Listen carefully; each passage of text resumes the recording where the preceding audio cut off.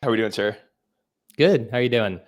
We're doing well. So you formerly led strategy at Solana and are now the co-founder of DoubleZero, which is a new layer of internet infrastructure focused on accelerating communication in high-performance distributed systems to increase bandwidth, reduce latency. So Words. I want you to assume There you go. You got I it. want you to assume we're very dumb. We're not. We're very intelligent. But how do you describe DoubleZero to someone who maybe struggles to care about infrastructure or is just kind of less informed about the opportunities there?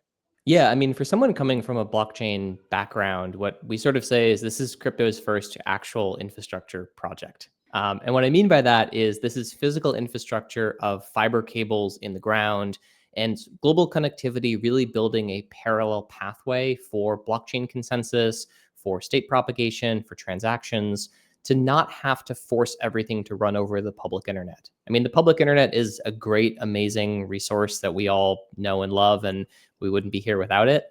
At the same time, no true high performance system uses the public internet. TradFi does not use the public internet. Google does not use the public internet. Amazon does not use the public internet.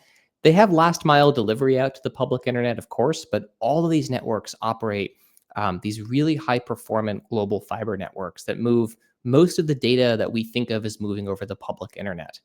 And it's time for crypto to basically have the same thing. And so we set out to build a protocol that was capable of operating at the speed of these traditional private fiber networks, but that have all the things you'd want from a crypto network, like cryptographic security, like multiple independent operators and censorship resistance. And that's really what we set out to build with DoubleZero.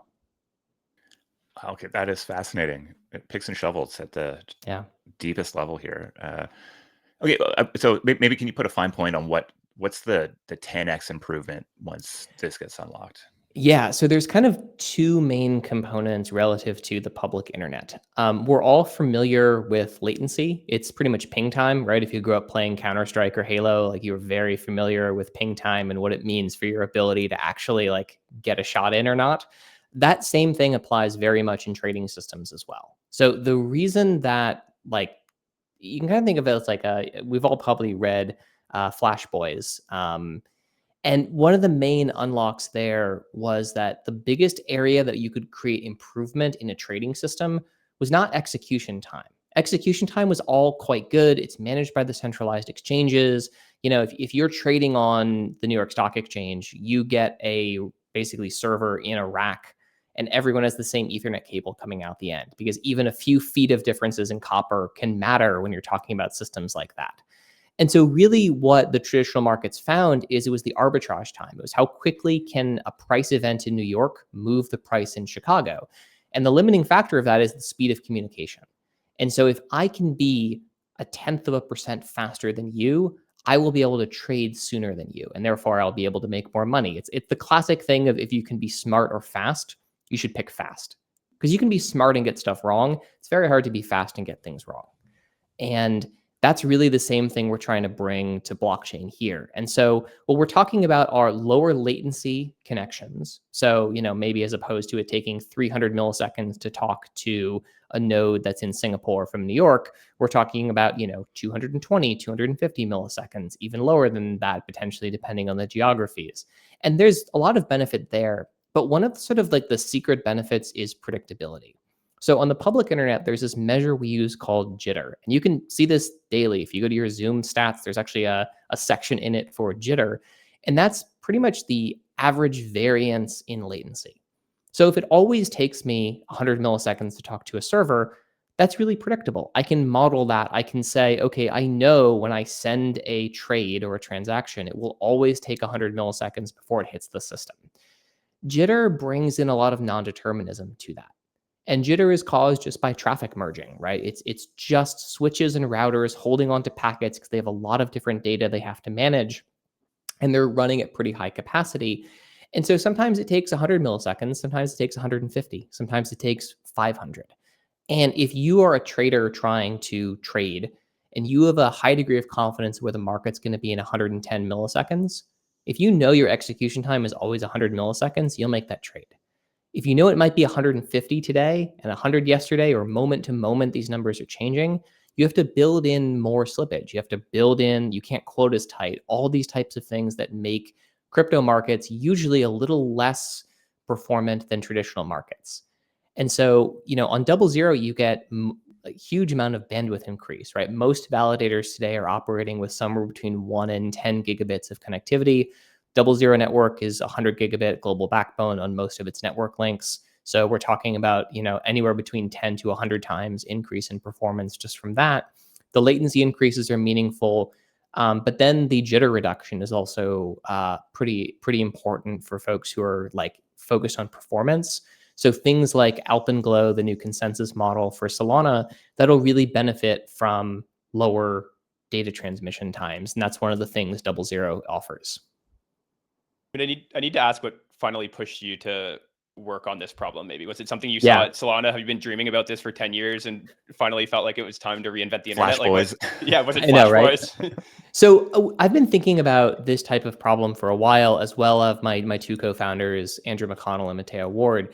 Matteo actually thought about this problem back in 2016 and sort of pitched a few folks on building it. But the fastest thing back then was Ethereum, which was not performance optimized in any means. And so it wouldn't really have made much of a difference. But we are at the point now where like this stuff matters, that Solana has a client with Firedancer and the work that's been done to make Agave even faster as well, let alone the new consensus work coming in Alpenglow, where software is no longer the limiting factor in blockchain scale. Hardware is starting to become that factor too. And you can see this even on networks like Aptos and Sui. They're running into these sort of bottlenecks on the public internet as well. And so that's really where we're starting to see like the next frontier of performance come. Hyperliquid has chosen a very practical approach to this, which is they've simply put everyone in the same data center in the same city. And you can build a very quick system in doing that. The difficulty is any system that is local is fundamentally a local market. And you can think about that as like, where do all the traders co-locate their trade servers around? Well, it's the Binance API ingest point in Tokyo, right? And if you're not running your trade server in Tokyo, you are missing out on opportunities because by the time I transmit my data, someone else has already transmitted it. And so really the goal here is to give protocol developers the ability to have performance similar to what they would see operating in one data center, but to have that globally. And that way we can create truly global markets as opposed to what we have now, which are a series of extremely hyperlocal markets. Like the New York Stock Exchange is so hyperlocal, it's basically localized to one data center in New Jersey. And if you're outside of that data center, you're automatically at a disadvantage.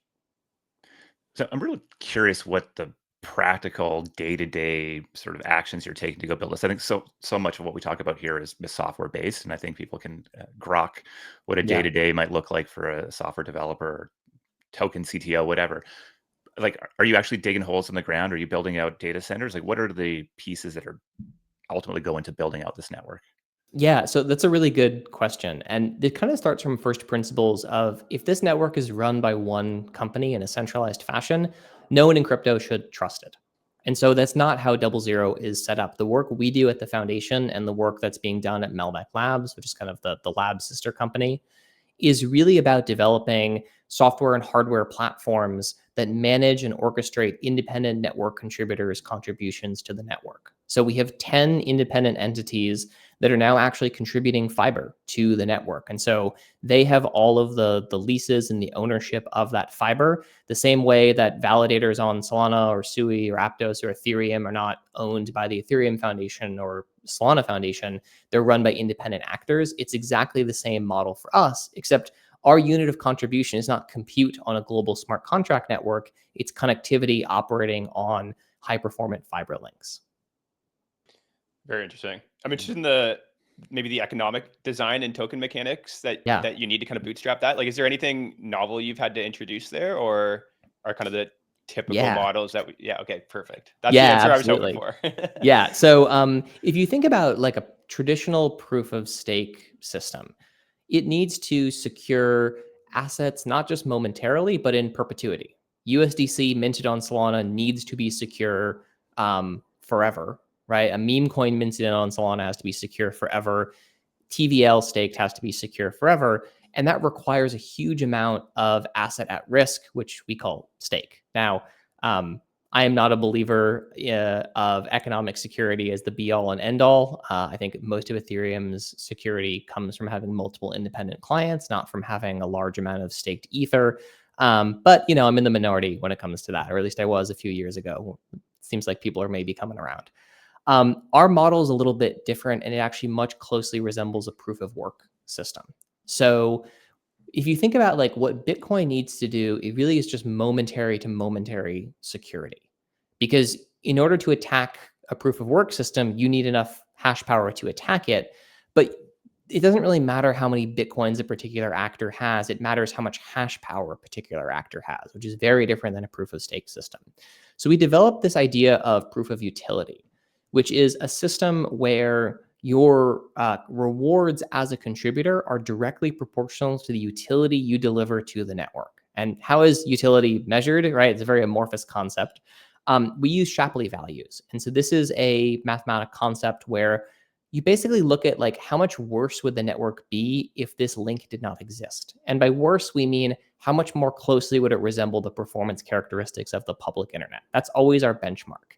So a link is only rewarded if it provides performance above and beyond what you get on the public internet, and if that link is actually used. Unlike a lot of projects in crypto, we have no sort of passive reward for just existing. If you set up most DePIN projects, their little devices, you just start earning tokens even if no one's actually connecting to it. In our model, you actually only earn rewards if data is passing through the network and being used and consumed by paying customers. I mean, does that make it harder to convince new nodes to come online if there's kind of that uncertainty?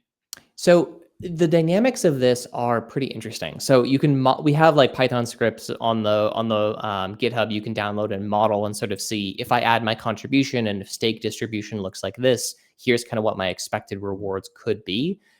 But the cool part about this is, fiber is pretty expensive. So this is not the type of thing that someone who is just like, oh, I'm going to go take some fiber to participate in DoubleZero. The entity probably either already has it or has some other business interest in this. So for example, Jump was our first contributor. They run a global fiber network. They carved out a small portion of their global network and contributed it to us. Galaxy came on board for a very different reason. Galaxy, obviously a large holder of Sol and a believer in the Solana ecosystem. They, you can read their blog post, but they sort of see this as something that'll accelerate the Solana network in general, and also will improve all of their sort of financial service businesses that run on chain, because now suddenly they have less variance in transaction sending, all these other types of characteristics that come along with it. And then we have folks like TerraSwitch and Latitude, which are data center providers, and they're bare metal providers. And they simply see this as a really effective way to keep their data centers competitive and attract lots of new validators from many different types of blockchain ecosystems to run in their data centers, because they'll have access to the DoubleZero fiber network. Yeah, interesting. All right, if we sort of cast our vision out here 5 years, like how is our world different with DoubleZero in it? Yeah, so the hope really here is we can unblock protocol developers who are currently limited in what they can program based on the public internet performance. You don't see that in TradFi. You see engineers at Jump and Jane Street and Citadel and all these places building systems that are built for a much more high performance environment than you can get on the public internet. And so I'm really excited to see like what developers for protocols come up with when they have this whole limitation removed from their systems.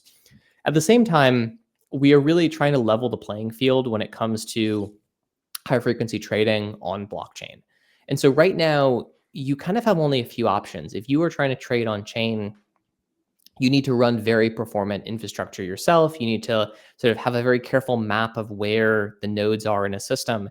With DoubleZero, we're going to be launching prioritized data next year, which is very much like a Flash Boys type system where a trader can come in and they can say, hey, your network is generally quite fast. It's perfect for consensus. It's perfect for block propagation. I have an arbitrage event and I have $100,000 of profit I can make, and I'm willing to pay to make sure that my data moves over the fastest route possible. And that is kind of one of the main things we're going to be bringing access to, which is like, I hate the phrase sort of democratizing access to. It feels very like 2012 as like a pitch. But truly, if you want access to this high performance fiber at the moment, you're signing like paperwork contracts, and it's taking months and months to deploy, and you're spending hundreds of thousands of dollars a month, and you're spending, equal amounts, if not more, on CapEx to get this thing even set up. This is going to be an experience that's much closer to, the traditional models of a cloud provider where you just come in, you pay an amount, you get access to it. It's sort of like pay-per request models. And that, I think, is going to be a really big unlock for the professionalization of trading on chain. We sort of have this vision of decentralized NASDAQ or truly competing with TradFi. And I don't think like not having KYC is truly competing with TradFi. There's a lot of reasons that may be attractive and make a perp deck something that people are interested in relative to a centralized one. But that's not really competition. That's regulatory arbitrage. And anytime you're using a tip or a trick, I don't think there's a particularly strong moat there. And so our hope really is that we'll have multiple blockchains running at 1 million transactions per second or more, and we're really able to start competing with TradFi on things like long haul arbitrage. And I think for me, that's where stuff gets very interesting. Well, you've done it, Austin. You got me deeply intrigued about infrastructure here today. Love it. Yeah, absolutely fascinating, and really, seeing how you're bringing a token model into this in a way that feels very, it seems like what the market is looking for here, like a deep reason for a token to exist and one that has a ton of economic incentive behind it. Yeah, very intriguing. All right, man, I think we'll leave it there for you today. Thanks for hopping on with us. I can't imagine there's a lot of people watching this show right now who are going to be like data providers or market participants. But for somebody who's maybe just intrigued by you and by the story and just fascinated with sort of emerging token-centric business models, where's the best place to direct them? Yeah, DoubleZero.xyz. We've got a whole bunch of blog articles there that go into like the economics and a lot of the rest of the thinking about how the network is structured. If you run a validator on Solana and you're interested in connecting, we're in testnet at the moment, but we've got about 13% of Solana mainnet stake actually running on DoubleZero at the moment. And that has just exploded in the last week. Yeah, it was about What's going on 3.5 a month ago. I think the word's getting out. People are excited to see it happen. I think there's a lot of people too who are very committed to this idea. Like they're long-term believers in the Solana network and they want to see it accelerate as quickly as possible. And one of the best ways to do that is to remove bottlenecks from protocol developers and let CoreEng, jack up the protocol limits to 200 million CUs and just, see what we can do.